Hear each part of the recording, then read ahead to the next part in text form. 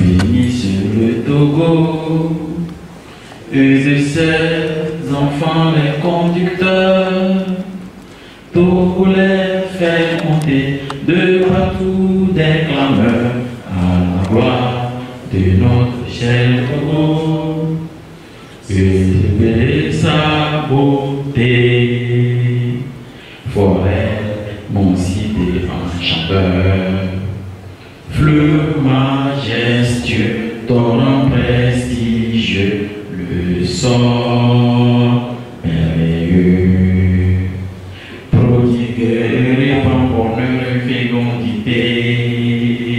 Soyez bénis, Togo, soyez heureux, pays de nos aïeux.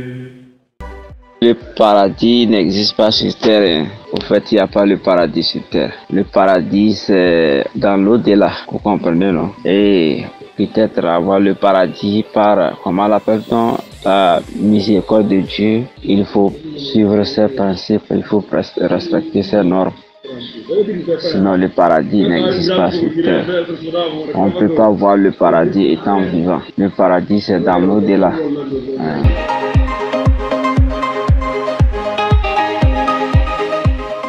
Le paradis, en quelque sorte, chacun vit son paradis. Même sur terre, quand nous vivons, on n'était même pas mort. Bon, chacun vit son paradis. Tu vas voir quelqu'un, il se réveille, il mange matin, midi, soir. Quelqu'un même, rare que de manger 2 jours, 3 jours. Tu vois, donc, en quelque sorte, l'aisance, tu es aisé. C'est le paradis, quoi.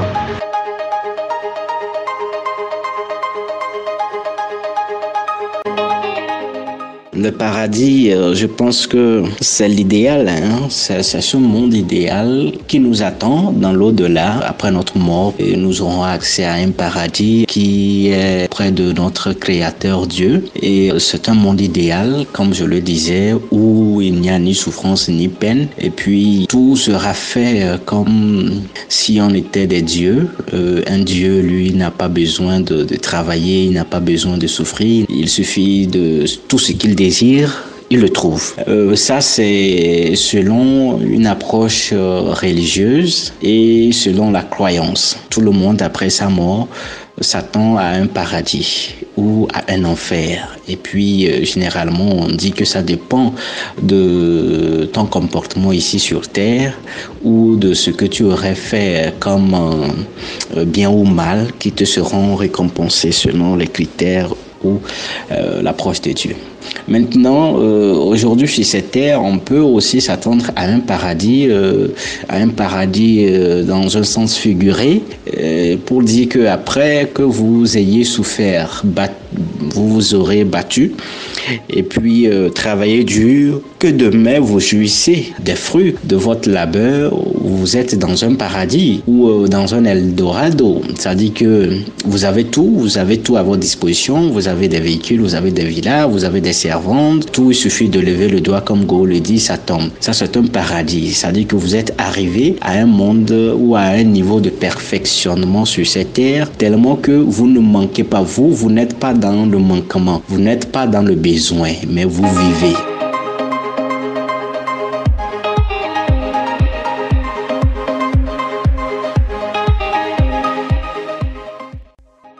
Moi, je pense que le paradis, c'est là où les personnes qui ont posé de bons actes sur terre vont après leur décès. Autrement dit, c'est la maison que Dieu, l'Éternel Tout-Puissant, le Créateur du ciel et de la terre, a conçu pour ses, entre guillemets, ses enfants. Bien entendu, nous sommes tous venus de Dieu. Mais il y a ceux qui posent de bons actes, qui font ce que Dieu veut. Donc, ceux-là, c'est à eux est réservé le paradis. Autrement dit, le paradis, c'est la maison de Dieu qui est réservée pour les personnes qui ont posé de bons actes sur terre avant leur décès.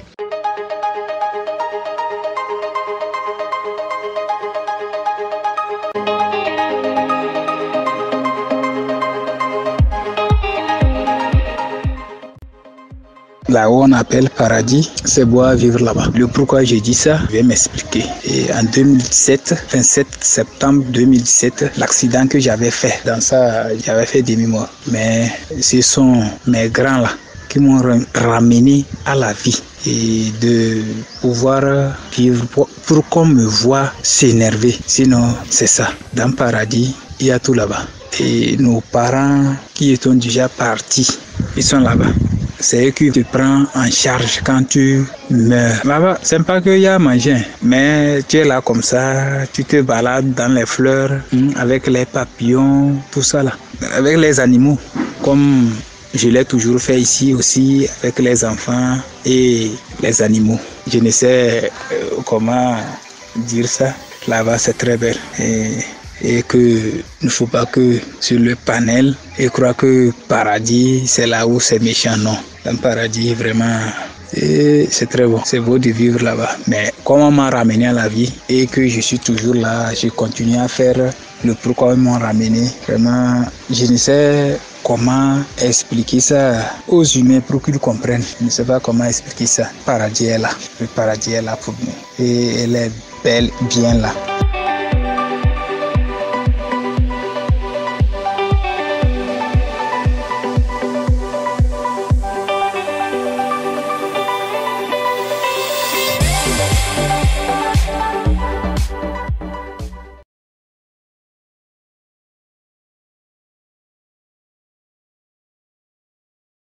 Réactualiser son paradis. On n'a pas dit l'acquérir, l'avoir ou le vivre, on a dit réactualiser. Ce qui veut dire, originellement, on l'a. Et il a disparu. Il a disparu à cause d'une éducation que nous avons reçue. Une mauvaise éducation qui a changé notre mental. Et ce mental a fait de sorte que on croirait, c'est comme s'il faut attendre une période où, après la mort, pour rejoindre le paradis. Parce que, rappelez-vous bien, il y a des passages bibliques qui disent, attention, l'enfer vous attend après votre mort. D'autres même caricature avec des flammes. La preuve que le mental de l'Africain, je vis ma vie, je fais ce que je veux, mais demain, je paye. Je mange ma vie. Donc ce qui veut dire, dans la conscience africaine, c'est comme si le paradis, c'est quand je vais mourir. Donc pour mieux vraiment thématiser, pour mieux expliquer, on s'est dit non, il faut qu'on prenne le thème réactualiser son paradis, pour mieux expliquer correctement à l'Africain le concept de paradis. Voilà.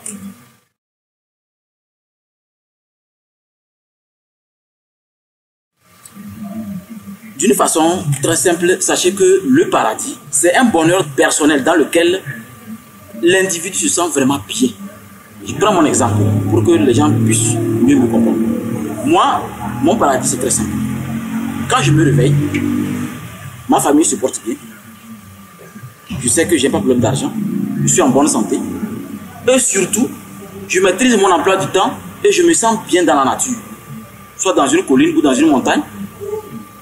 C'est ces deux endroits-là que j'aime. Ou en méditation. Et chaque jour, je me rends compte que je suis toujours jeune.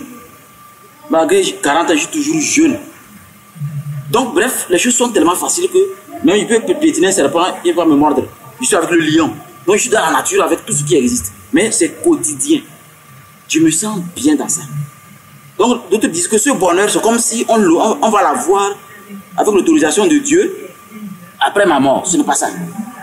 Il faut savoir que du point de vue métaphysique, spirituel, l'individu doit savoir que le paradis est très personnel et c'est lié à votre vie.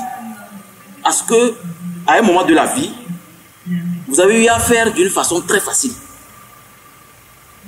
Qu'est-ce que j'appelle très facile? Je me rappelle, à Bassar, nous avons un groupe de danseurs, je crois que c'était en 5e, et quand on fait le groupe de danse, on est toujours premier. Parce qu'on prenait notre temps, au lieu d'apprendre, nous, on passait tout notre temps à l'école, la nuit, à faire les entraînements. C'est que quand le moment arrive, on fait les concours, nous on gagne toujours, ils ne comprennent pas. Donc on nous trouvait comme des génies, alors que non. Nous on travaillait quand ils dormaient. Donc je n'apprenais pas, je faisais tout ce que je veux. Je me baladais comme je veux, tout est facile. Et tout le monde m'appréciait. J'étais comme un génie. Et je me disais, mais je suis un génie. Vous allez voir que si je devais prendre conscience que mon paradis c'est après ma mort, effectivement, juste après la mort, je vais me retrouver juste au village. Parce que ceux qui ont fait l'expérience de mort imminente vont vous le dire. Quand on est face au paradis, on est étonné que vous vous retournez à une époque où vous étiez vraiment très à l'aise, où tout était facile, personne ne vous juge. C'est cette aisance-là qui ouvre les portes du pouvoir qui sont dans l'âme. Mais les gens sont toujours fermés sur eux. Toujours dans des choses qui font qu'ils sont conscients que non, je ne suis pas digne des bénédictions, je ne suis pas digne de ceci. Non. Prenons conscience que votre paradis est personnel, ce n'est lié à personne. Vous devez le chercher à l'intérieur de vous, en essayant de se rappeler dans votre adolescence, ou du moins dans les jours précédents, dans quelles conditions, ou bien comment vous vous sentiez. Est-ce que vous vous sentez très bien? Voilà.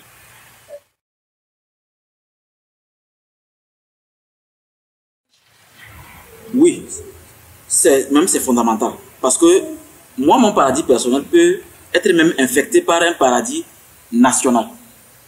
Je vous explique. Vous voyez, l'Africain a toutes les capacités nécessaires pour être extraordinaire. Mais on nous a trop appris des inutilités. Nous sommes en retard. Mais jusqu'au jour d'aujourd'hui, on est en retard. Ne serait-ce que avant-hier, entre griffes, j'étais allé prendre madame à l'école.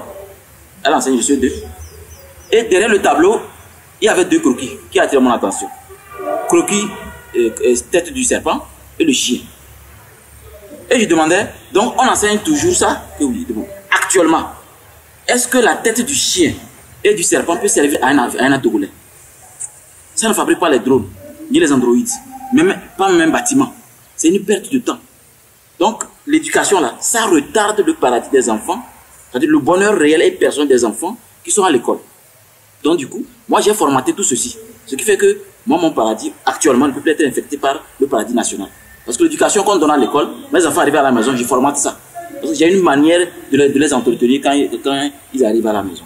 Vous comprenez qu'on a un travail à faire sur nous pour formater le paradis qui nous infecte. Il faudrait qu'on dise la vérité pour qu'on comprenne que nous-mêmes on a traversé. Et quand je prends mon exemple par rapport à l'éducation, je parle toujours l'œuf. Ce que je rappelle, c'est l'exemple que moi j'aime prendre. On m'a bien tabassé à cause de l'œuf, à cause de CM1. Et c'est à cause de l'œuf que m'a acheté le dictionnaire. Parce que j'écrivais membrane avec A. Mais il était obligé de m'acheter le dictionnaire. Il m'a expliqué que membrane. Donc aujourd'hui, je me rends compte que l'œuf ne me sert à rien à part l'omelette. En tout cas, les cérémonies, se nettoyer, faire les aumônes. Mais c'est une perte de temps. J'ai pris des mois pour maîtriser les mots en français, surtout membrane, surtout l'œuf.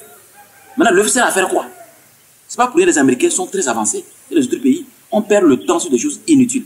Donc pour dire qu'un Africain qui veut réussir doit formater son cerveau. On doit l'expliquer les b.a.-ba de ce qu'on appelle le bonheur. Et le bonheur alimente le paradis. D'abord, si nous, on n'aime pas trop utiliser paradis, c'est parce que dans notre éducation, nous voulons que les gens comprennent que nous sommes des modèles. C'est pourquoi je fais très attention à ce que je fais, que je sois à la maison, dans la rue, avec mes amis, parce que je suis un modèle. Mon travail, je suis toujours sur les médias à tout moment. Donc je fais attention à ce que je dis. Alors, mes enfants, c'est parce qu'on appelle paradis. C'est parce qu'aujourd'hui, le thème a été pris, on dit réactualiser son paradis. Mais avant d'arriver, je les ai expliqué ce que c'est que paradis, puisqu'ils peuvent venir enseigner si eux ne savent pas ce que c'est que paradis. Donc on fait de sorte que, à notre niveau, on n'utilise pas trop. Parce que dans le concept paradis, beaucoup attendent, vous allez voir que dans le langage des gens, on tient compte de ça, que, de toute façon, le bien que je fais, je veux l'avoir dans Arjana. Je veux avoir ça dans mon paradis. Alors qu'en réalité, je vais vous dire une chose intrinsèque. Ce que nous sommes en train de faire ici, là, sur cette table ronde-là, les résultats, c'est juste après. Les résultats du point de vue spirituel, c'est juste après. Ce qu'on peut appeler encore karma, ou si vous voulez. C'est juste après. C'est-à-dire pour dire que ce qu'on reçoit de nos actes, de nos comportements, c'est chaque minute, chaque coucher du soleil. C'est comme ça, on paie ses dettes. C'est pourquoi on se réveille, on va se réveiller demain lundi, selon ce qu'on a fait d'aujourd'hui. C'est comme ça. Si demain je reçois un 500 000, c'est parce qu'aujourd'hui, j'ai impacté quelqu'un. Si demain je fais accident, c'est parce qu'aujourd'hui, j'ai été très négatif envers quelqu'un qui a bien chargé son esprit. Tout est comme ça. Mais les gens croient qu'il faut faire ce qu'on veut parce que demain, bon, soit je m'échappe ou je paye.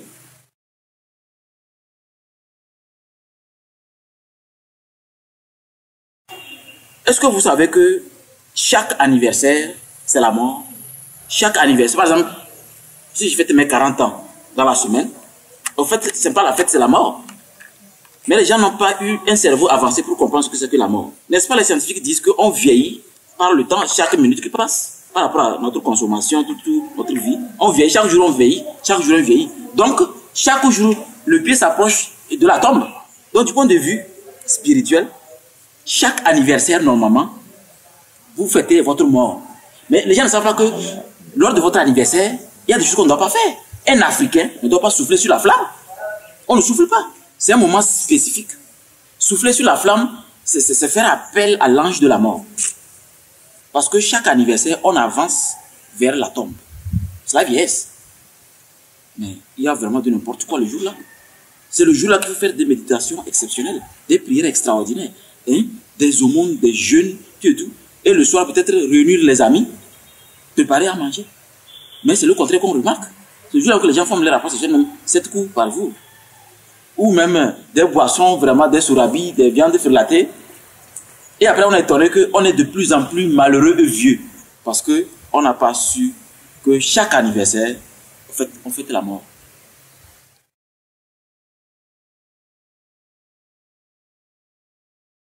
En fait, un anniversaire événementiel, on tient compte d'abord de qui on invite.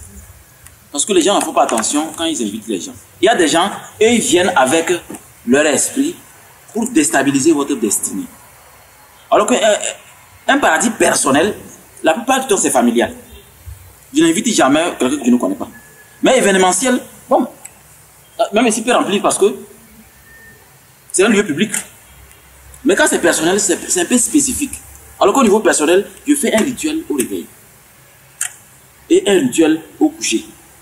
Parce que je suis conscient que du point de vue personnel, spirituel, mon anniversaire, c'est un moment sacré. Un moment, le seul moment d'ailleurs, pour mieux communiquer avec l'ange de la mort. Parce que quand l'ange de la mort arrive, le temps s'arrête. Pas le temps de tout le monde, hein. Votre temps à vous, mon temps à moi. Mais je ne sais pas que c'est l'opportunité de mieux communiquer avec cette entité-là et de mieux arranger le chemin de sa destinée.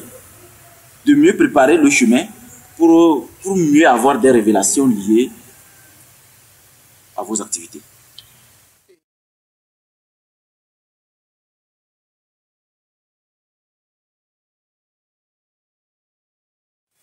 On doit apprendre à changer nos habitudes. Est-ce que l'habitude que j'ai là, est-ce que c'est bénéfique? Est-ce que ça me conduit vers ce bonheur très personnel?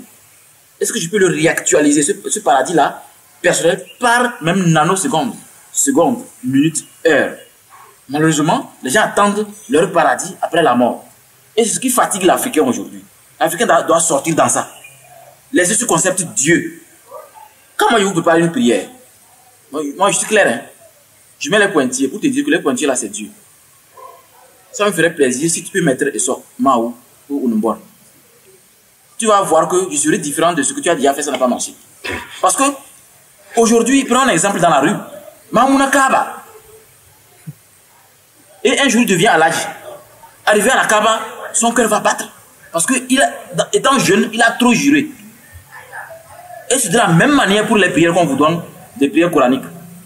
Tu vas prendre ça, mais dans ta conscience, tu n'es pas à l'aise parce que tu as trop juré. Il faut cesser ça. Parce que ça change votre personnalité. Et vous n'êtes pas performant.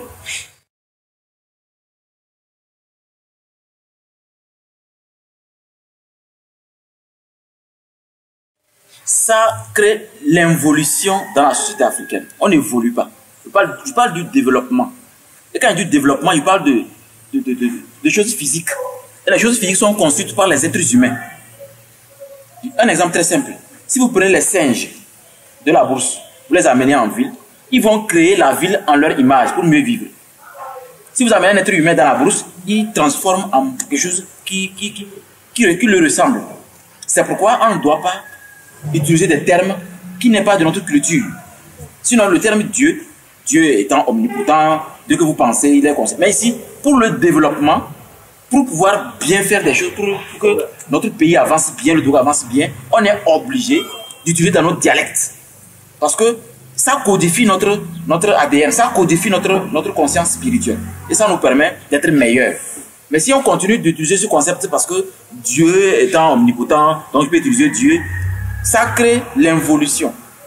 Il n'y aura pas l'évolution. Les gens vont être là, au lieu qu'on investisse pour transformer les choses, plutôt pour le mental, on investisse plutôt pour construire des immeubles à étage. Et dedans, c'est les singes qu'on y trouve.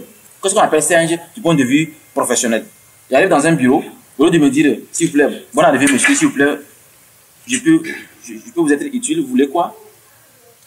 Bonjour. Et vous continuez à aller sur votre table. Au lieu de me regarder, alors c'est pour vous que je suis arrivé.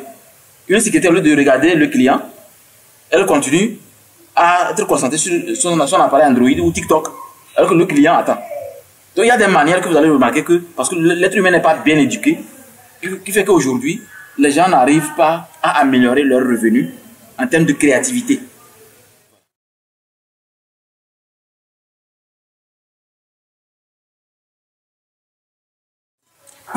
Pour réactualiser votre paradis, d'abord, dans un premier temps, il faut faire un diagnostic de vos émotions. Est-ce que je souris n'importe comment ou bien j'arrive à me contrôler? Parce qu'il s'agit de dire sincèrement, dans votre chambre, sur votre table, sur une feuille, je suis conscient que des fois, j'ai tel problème. Parce que vous devez énumérer ça. Vos qualités et vos faiblesses. Et les deux là vous permettent maintenant de faire une synthèse pour voir maintenant qu'est-ce qu'il faut améliorer pour que les deux forment une pyramide qui monte. Et quand je dis pyramide, je parle de la pyramide de Maslow, c'est-à-dire ce besoin primaire qui est obligatoire avant d'aller vers le sommet de quelqu'un qui veut être un piédestal d'évolution, quelqu'un sur qui on peut s'appuyer pour évoluer. Vous devez mettre l'accent sur vous d'abord. Vous devez refaire sortir votre personnalité liée à vos émotions et liée à votre corps de personnalité, c'est-à-dire votre corps physique. Quand je dis vos émotions, je veux parler de votre esprit et votre âme. C'est là que se trouvent les vibrations qui correspondent à ce que vous vivez intrinsèquement, c'est-à-dire quand vous dormez, de quelle manière vous rêvez et qu'est-ce que vous rêvez. C'est très important aussi d'essayer de cartographier ce qui se passe dans le mental quand vous dormez. Ça permet de mieux savoir qui vous êtes. C'est à partir de là qu'un expert que nous sommes, de vous dire, avec map of the mind, c'est-à-dire la carte mentale, avec cette carte mentale que vous avez établie, voici ce que vous êtes. C'est ce que nous appelons l'étude de la destinée. Et l'étude de la destinée vous permet de vous connaître bien à 100%. Toutes les forces qui sont en vous, même comment tuer celui qui veut vous tuer, comment envoûter, comment se protéger. Bref, toute votre vie spirituelle est contenue dans cette étude de la destinée. Mais qui doit d'abord commencer par ce que j'ai dit au début, faire la part des choses et faire la synthèse.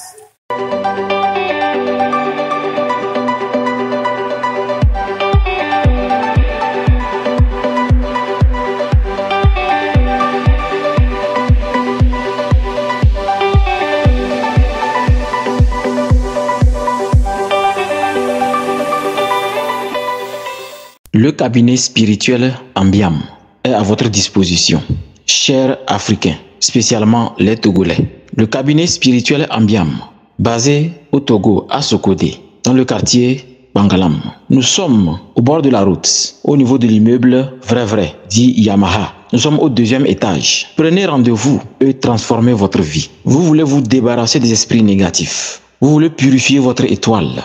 Vous voulez une protection spirituelle sérieuse et certifiée. Vous voulez un accompagnement. Vous voulez une consultation spirituelle pour comprendre votre vie ou comprendre votre journée ou votre semaine. Vous êtes chef d'entreprise et vous voulez que à chaque personne, chaque client qui rentre dans votre service, laisse ses diables dehors avant d'y entrer. Vous voulez que chaque visiteur qui vient chez vous laisse leur diable dehors avant d'y rentrer chez vous. Vous voulez que votre argent ne se dilapide pas sur le plan spirituel, c'est-à-dire vous voulez que votre argent ne disparaisse pas n'importe comment, ça ne finit pas vite. Vous voulez être équilibré. Vous voulez comprendre une situation qui vous échappe. Ou vous voulez savoir exactement quelle est votre mission sur la terre. Vous avez un problème sérieux au niveau matrimonial. Vous voulez commencer une vie spirituelle plus profonde. Vous voulez une initiation spirituelle. Vous voulez un changement réel dans votre vie. Vous ne voulez plus échouer dans la vie. Vous échouez trop. Vous voulez être au volant de votre vie spirituelle. Vous voulez être le maître de votre destinée. Alors, chers Africains, et spécialement les Togolais, l'école spirituelle Ambiam est disponible pour vous accompagner. Nous accompagnons également ceux qui veulent avoir une étoile magnifique, avoir de la chance pour aller très loin dans les études, avoir une chance d'aller à l'étranger. Dans notre livre d'or, vous allez voir beaucoup de témoignages par rapport à ça. Vous frappez à la bonne porte. L'école spirituelle Ambiam ne peut pas vous accompagner avec échec. Simple chose que vous achetez chez nous, que ce soit une pierre sacrée, le cristal, la bague, un collier, quoi que ce soit, vous êtes toujours accompagné pour bien exploiter votre potentiel et le potentiel spirituel et universel. Ensemble, exploitons le pouvoir divin que Dieu nous a donné pour le bien des enfants des hommes.